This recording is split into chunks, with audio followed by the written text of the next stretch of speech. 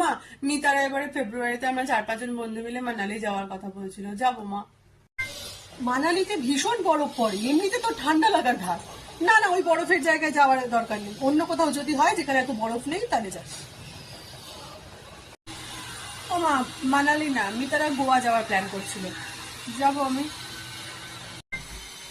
গোয়ার সমুদ্রে কিরকম টান তুই জানিস? তারপরে বন্ধুরা মিলে যাবি, তারপরে হই হই করতে গিয়ে পড়ে যাবি, তারপর কি একটা হবে। না না, দরকার নেই, না বলে দিবি। তুমি তো তখন বললে। ও মা, মানালিও চেঞ্জ, গোয়াও চেঞ্জ, দার্জিলিং যাবে বলছিল, এবার যাই। না না বাবা, দার্জিলিং একটু বড় বড় পাহাড়, তারপর যদি পাহাড় থেকে যদি পড়ে যাস তখন। না না, দরকার নেই, না বলে দে।